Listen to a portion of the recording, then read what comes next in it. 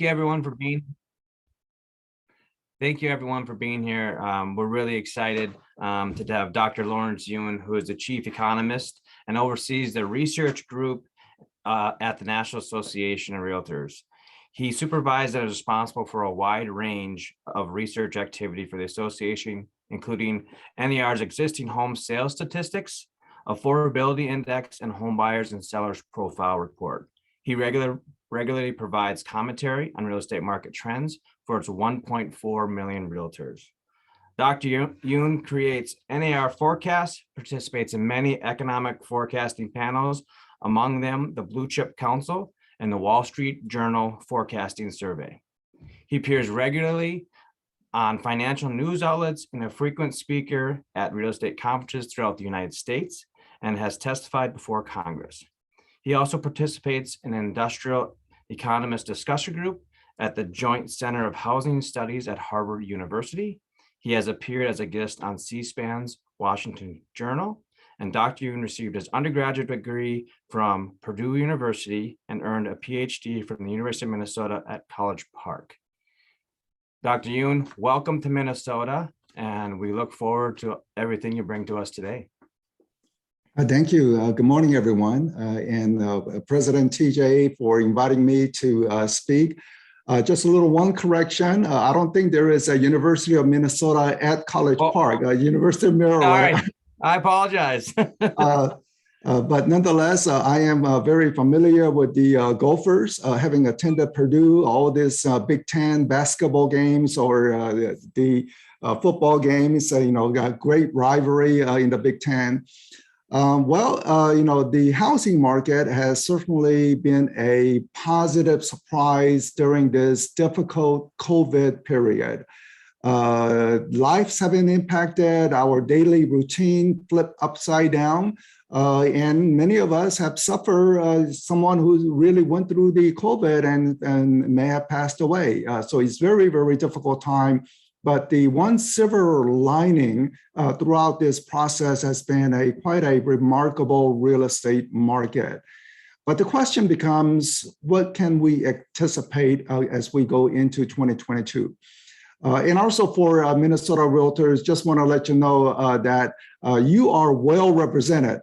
President TJ Simon, going into NAR meetings, certainly past President John Smaby, very influential at NAR. So Minnesota always nicely represented at the national level and at the national issues. So let me go into these slides. So first, the economy. We had the employment report that come out last week, showing that the unemployment rate is now back down to essentially 4%, matching the figure in March 2020. March 2020 is when the ugly virus came to the shores of the United States, and we had the lockdown. So as you can see, April, the following month, with the lockdown, unemployment rate shooting up to 15%, in some tourist destination like Orlando, even close to 30% unemployment rate. So it was scary time, uncertain time. But we have steadily made progress, and unemployment rate now essentially matching that figure of March 2020. So in one sense, it seemed like we are getting back to normal. But if we look at not unemployment rate, but rather how many people have jobs, we are still short by 4 million jobs. So this is total number of people with jobs. So as you can see, April, lockdown, job crunch, and then steady recovery, but we are not back to normal in this chart. So what accounts for difference between the prior chart, essentially this, and the employment figures? And it is due to the fact that many people, especially people in their late 50s, early 60s, decide to take early retirement. If you're to retire, you are not considered as unemployed. Or another way to put it is you have to be searching for a job in order to be considered unemployed. And many people have essentially dropped out of the labor force. And so we are not back to normal in terms of the job market conditions. If we look at state-by-state variation, comparing March 2020, again, the time period when the COVID came to the United States versus now, nearly every state is down. The blue color shaded area, they are down. Only 4 states have more jobs today versus March 2020. The orange color shaded colored states, Idaho, Utah, Arizona, and Texas by a small decimal point. But aside from those 4 states, every state is down. As you can see, Minnesota is down 3.4%, which is about national average. So Minnesota is following that trend of about 3.4%. Nearby North Dakota, it is down 4.8% because the oil production has stopped. Now, interestingly, oil prices are high, but many oil companies, whether based in Louisiana or Alaska, as you can see, Louisiana and Alaska are hurting, along with North Dakota. They are somewhat cautious about the sentiment coming out of Washington. They are saying Washington, they are hostile to oil. So why should we invest in oil if they are very hostile to oil? So there is little concern about the investment activity, and hence the high gasoline prices that you are facing today may be with us for a while because we need to produce more. But if we don't produce, then the oil prices will remain elevated. And right now, the oil companies are somewhat concerned about the tone and potential policy that may be imposed on the oil companies. Now, if we look at also some southern states like Florida, Georgia, Alabama, they're almost positive, almost there, maybe in a month or two. And people are saying, you can go to restaurants, you can pretty much do anything you want. But New York, Governor Cuomo, at least ex-Governor Cuomo, had one of the most strictest lockdown to say, no, you cannot go to restaurant, you cannot do this. And hence the employment condition is down much more in New York State compared to other states. Minnesota, in the middle of the country, right on the middle, pretty much in terms of the job situation as well. Job openings in the meantime are at record high. You can walk down the streets of just about everywhere and there's help wanted sign. Now, people may say these are low wage industry and you don't want to go into it, but job openings, whether it is truck drivers, the delivery, Amazon delivery people, cashiers at Target, there's help wanted sign everywhere, yet again, we are short on 4 million in terms of job market condition. So very strange world that we live in. Unemployment rate is low, job openings are high, yet we are not back to normal in terms of job market. Now let me turn to the good news of the home sales market. So home sales, this is showing pre-pandemic and post-pandemic. So pre-pandemic is the first half of the graph, showing that in hindsight, not that exciting, moving sideways, a little increase here, a little decrease here. Then April, May of last year, during the lockdown, home sales got crunched. Then once the lockdown lifted, what do you know? Record low mortgage rates. Or people living in apartments say, no, I don't want to catch virus. I don't want to share an elevator. I need a single family home. I want to go to small town. I want to get far away from the big cities. So you saw a huge boost in home buying activity once the lockdown was lifted, going way above pre-pandemic conditions, essentially a surge. Then things began to dissipate, home sales settling down. But look what's happening now. It's kind of a mini surge.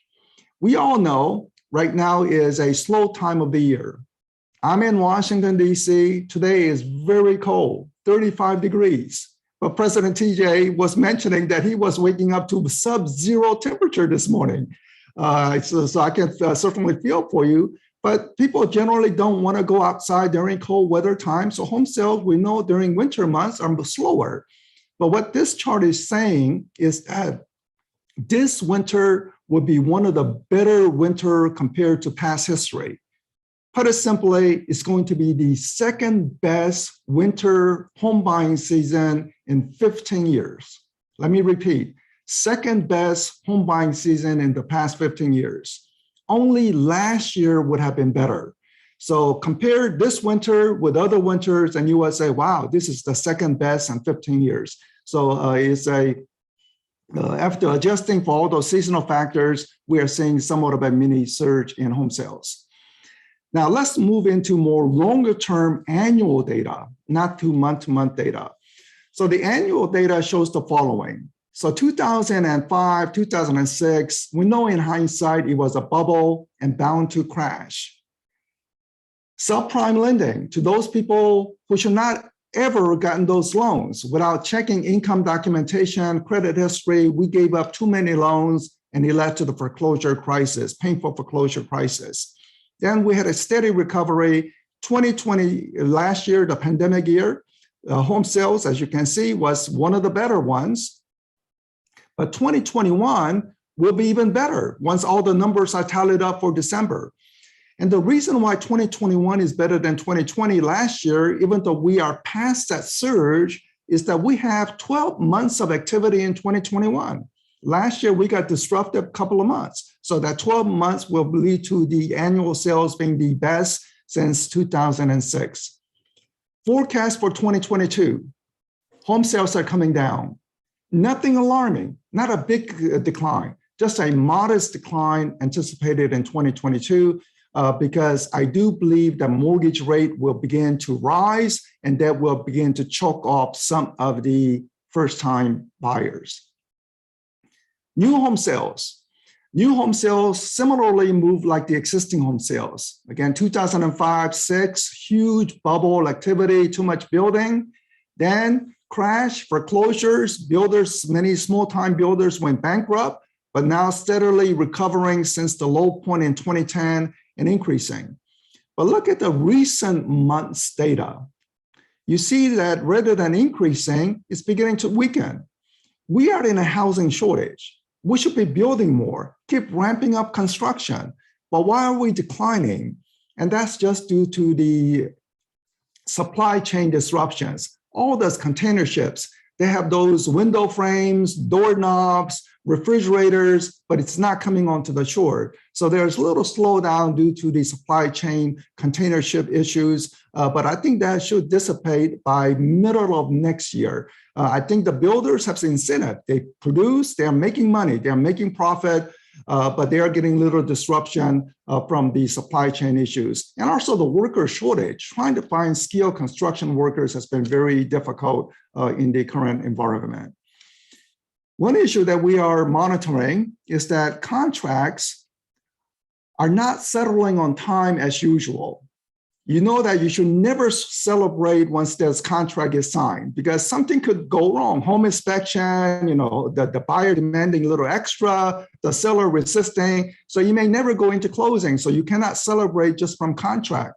But in the past, about 76% of contracts settle on time. We know those whatever friction that arises, it will get fixed, and then there will be some delayed settlement. During the pandemic, the settlement time period got more disrupted, but now you can say we're trying to get back to normal. Certainly buying a home, few people contact activity, very little COVID risk. So things should come back, but we are seeing that it's not coming back to the normal settlement time period. So there's still some disruption. And when I talk with the realtors, many realtors are in essence saying that it's the appraisal process. Usually you call up the appraiser for the next week in 7 days, but they're saying, nope, I don't have time. I will come there in 2 weeks. So there's a backlog of appraisal process. So this is clearly indicating that there's a worker shortage in the appraisal industry as well. So construction industry, worker shortage, truck drivers, restaurant workers, also in appraisals. And the appraisal industry is clearly indicating that ever since the new regulation that went into effect, the Dodd-Frank regulation, that really diminished the income potential for the appraisers. And naturally, if the income is not there, then people will exit the industry or not come into the industry. Many young people are not coming into the industry. So this is leading into some delayed settlement. One area where there's no shortage of workers is in realtors, realtor membership. It is just skyrocketing. So you see that little hump from 2005 bubble crash, but now is setting all-time high. First, I admire all the people who want to try it out. It's a tough industry, but the data clearly shows that 20% of realtors make six-figure income. And some people are saying, look, I can be that 20%. I want to give it a try. So it's inspiring that Americans have this aspirational entrepreneurial spirit to say, I can do it on my own. I want to leave the corporate world. But also the reality is that 1/3 of our members barely make sufficiently. I mean, 1/3 make less than $20,000 in gross commission income. So it's a tough industry, but this also means it's a competitive market, highly fiercely competitive all around. And I don't know why Department of Justice is suing NAR about anti-competitiveness, but it's a fiercely competitive industry out there. And we're still working on that case with the Department of Justice. But right now, there's no shortage of people who wants to give it a try on real estate with membership rising. Here's the data on the age demographics. So what this chart shows is that how many Americans are in that age. So for example, 1 year old, there's about 3-some million number of people who are age 1. You go into the other side, age 90, very few people, because if you live to be 90, congratulations, you lived a long life. But many of us, we know that we know the life expectancy is much shorter than 90. So it shows how many people in each age category. I put 2 red markers to indicate key age group. First one is age 31. That is the age for the first-time buyers. Median age for the first-time buyers, and we are currently at a peak. So we should be having a large number of first-time buyers, but when I look at the data, what I am finding is that first-time buyer share is actually lower, indicating that first-time buyers are struggling to get into the market. High prices, or maybe the rising rent is eating into their savings. So right now should be a prime time for first-time buyers, but the data shows that first-time buyer home sales activity is falling. The other age group is age 65. Number of people who are reaching 65. So they retire and they want to move. Many want to stay close by, but some people want to move. Maybe it's a vacation home in the lakes, Minnesota. They talk about LA Lakers, and you all know it was started from the Minnesota Lakers. With so many thousand lakes in your states. Some people want to have a home out up in the lake areas in the northern part of the states. So you may see more people who are retiring, going into more resort, quieter locations, and also going to Florida, Texas, Arizona. That's also occurring. Also view this graph as a wave. So next year, all this graph move one step over. So, clicking along. So what you see is that number of people who will be retiring, reaching 65, there's quite a sizable number in the upcoming years. Over the next 5 to 8 years, larger number of 65 people turning 65, which means that if you are in the more of a vacation area, resort area, you could be primed to see more home buying activity as people turn 65 and go into retirement. Let's look at the home prices. Home prices shooting higher, all-time high. That's the top graph. The bottom graph is the home price to median income. So median home price to income ratio. So it's also rising because home prices are rising. But look at the red line, the bottom graph. It looks like we are back to 2005. So does this portend that maybe home prices are a little over and we are due for a correction? If you look at strictly this chart, it certainly raises that concern. Some of your clients may be seeing this and they may be bringing this concern to you as a realtor. So how do you respond to this? First, acknowledge the fact, this is the reality, but also acknowledge another fact, that mortgage rates today are at historic low. Back in 2005, mortgage rates were running around 6%.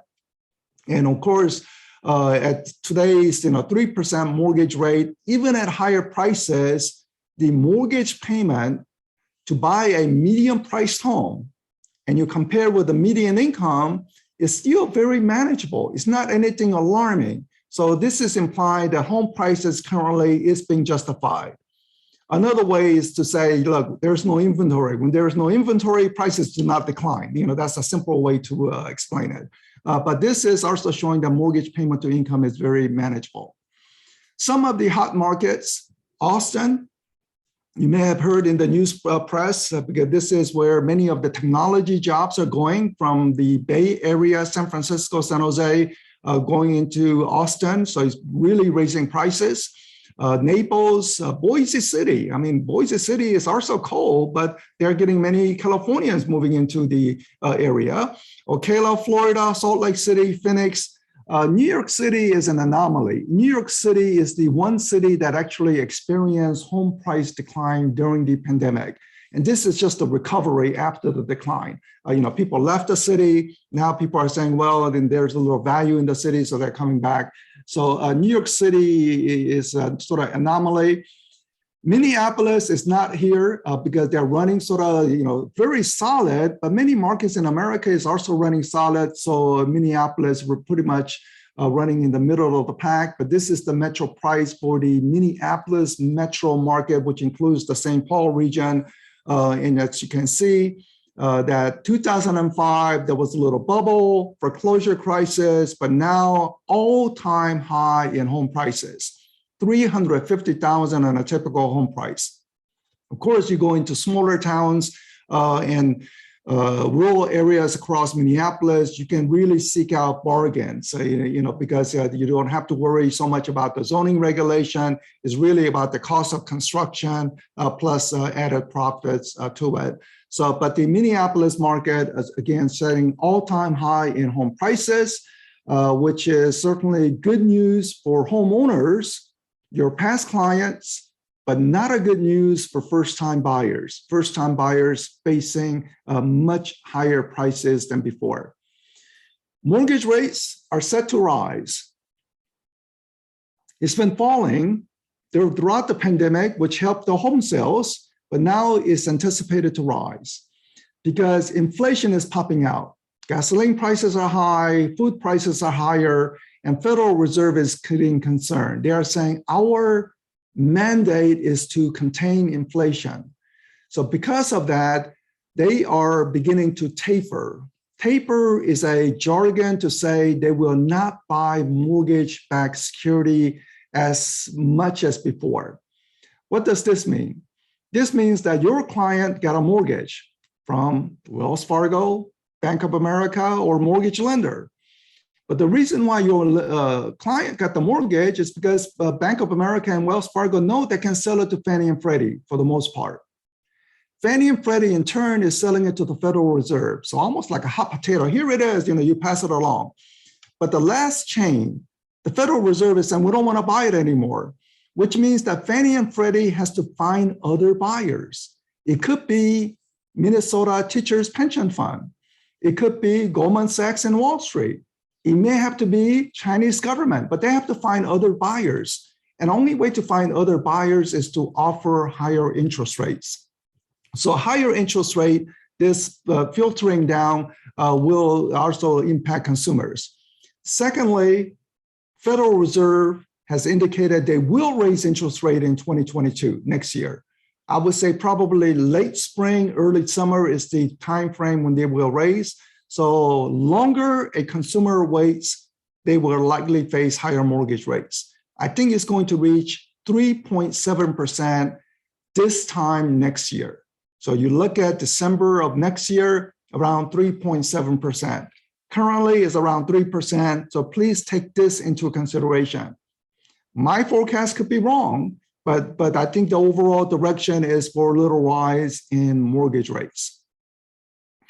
In the meantime, first-time buyers are struggling to get into the market, so they are renewing their 12-month lease. They are saying, look, home buying has just sort of simply become difficult now, so I want to renew my lease. And also, you have people who have been doubling up during the COVID initial period. People lost jobs, they went to parents' basement. Now the jobs are being created, and now people want to have their own apartment units, so the rental demand has really popped out. And I know about 1/3 of the realtors have investment property, so that the rental demand, I think, will remain very strong. And furthermore, Supreme Court made the right decision on eviction moratorium. There's as a property owner, no one should anticipate sort of free lunch. I mean, NAR has been advocating for rental subsidy. If you want to help out people in distressed situation, give them a rental subsidy so the landlord is made whole. So I hope many of you are getting that rental subsidy. But for people who are just taking a free ride or actually gaming the system, they need to be evicted. One should never anticipate a free lunch for a country to prosper. People have to understand responsibility that goes along with contracts. Inventory in the meantime, as we know, is low. So when will it get better? I am crossing my fingers and forecasting that inventory in 2022 will be better than 2021. Not that we will return to normal, but at least the worst in inventory shortage is coming to an end. And here's some reasoning. First, builders are actually building more. The supply chain issue will dissipate, so builders will build more. But this is another reason. Mortgage forbearance. Top line is people who are late on their mortgage by more than 3 months. So pandemic hit, many homeowners said, I cannot pay mortgage, I don't have a job. So mortgage delinquency increased, essentially to the level of 2009 during the Great Recession. But the red line is foreclosures. So this is saying that even you don't pay mortgage, your home is safe. Now, whatever missed mortgage payment is not a free lunch. You are just losing the principal on your housing equity, or when you sell the home, they will subtract that away. So the foreclosure really did not happen because of the mortgage forbearance period. But this program is winding down. We think that many people will find job and be current on their mortgages, but the reality is that some people will not find a job, and therefore they may have to list their home for sale. It does not have to be foreclosures because of the strong price increases. So even after accounting for missed mortgage payments, home prices have risen so much, they are saying, oh, I still have some money left over even if I have to make a sale. So, but more inventory will be showing because the mortgage forbearance period is winding down. And another reason for increased inventory is the following.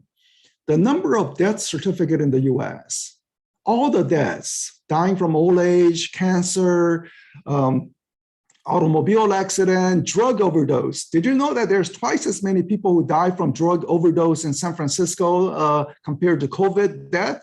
So, drug overdose is still a, major, but look how sharply it increased in the past 12 months. This is a COVID contribution. So that ugly virus taking a huge toll in American population, so it has increased. It also means that people need help. You have two elderly people, their spouse passed away. So the other spouse, they don't need that large home. They need help in terms of downsizing. So the inventory will begin to show up. Now, I don't want to sound callous to say, death lead to more business opportunity. I'm not saying that. I'm saying the reality is we have seen the ugly virus impacting America, raising the death rate, and people need help in adjusting to right housing. So we will see more increase in inventory from this impact. Let me now switch topic into something that everyone is concerned over every single day. You go to grocery store, gas station, prices are rising. I mentioned that gasoline prices are probably going to stay high because we are not seeing many investment in new drilling currently. So consumer prices are very high.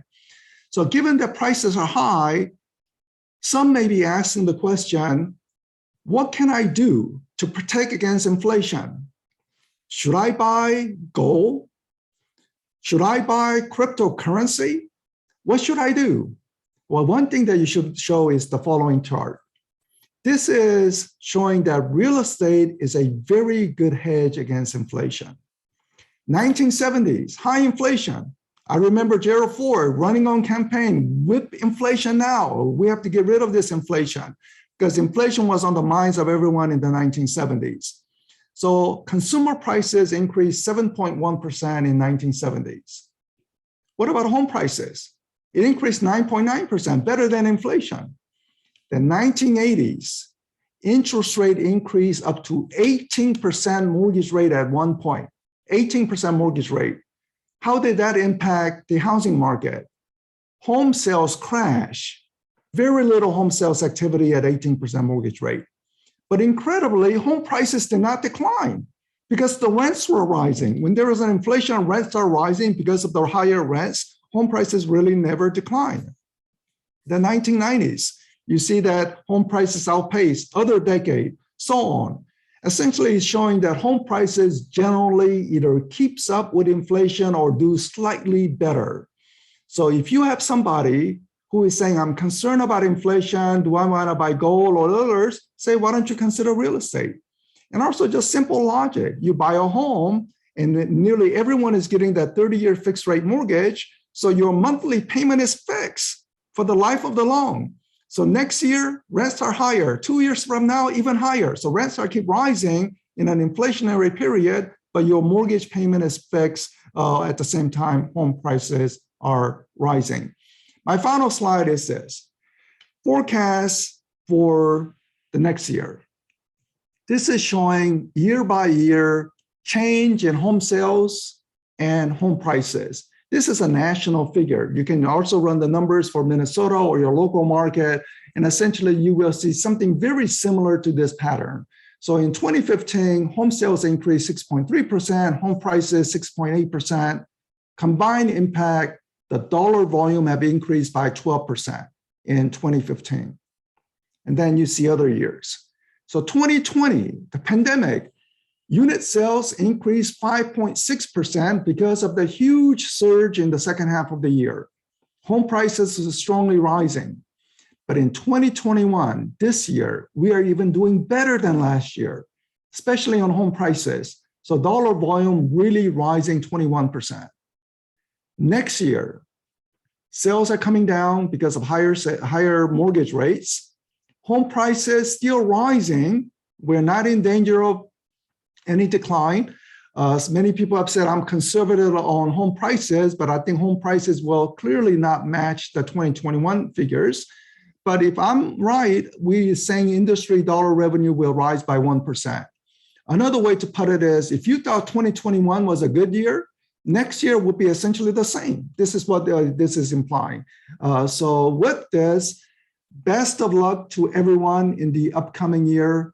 And thank you for giving me the opportunity to share some of my thoughts with everyone in Minnesota. So thank you. Thank you, Dr. Yoon, very, very much. Do you have time for a few questions or? I can take, say, 2 questions. Mm-hmm. Yeah, first off, someone asked if you could let us know where they can reach you on social media so they can keep following you. That would be a great thing. So regarding the social media, myself, along with my colleagues at NAR Research, so it's NAR Research, whether on the Facebook or Twitter, and also on the LinkedIn. I do actually put a few things up on LinkedIn just by myself. So just Lawrence Yoon, and you can look that up. That sounds great. One other question we have is, given all the high home prices, is there still room for growth in prices, or with the high inflation we are facing? Given the high home prices, it's due to the housing shortage. Now, housing shortage will still be with us in 2022, not the acute level. I think the multiple offer situation will pretty much die down, but it will be more resembling still a slight seller's market with prices still rising again in more moderately 2-3%. I don't really see a price decline. Of course, some neighborhood will see some price decline, others see price increases. The best advice for, I would say, first-time buyers, especially those office workers, I don't think we will get back to office in a normal way 5 days a week. I think those are completely done and over with. It will be a hybrid model, which means that it gives chance for people to live in the next county, exurbs, and there's more affordability as one goes further out from the major cities. All right. Well, thank you very much, Dr. Yoon. Appreciate it. And you have a wonderful holiday season. Thank you. Thank you. Thank you, everybody, for attending, and we'll See you soon.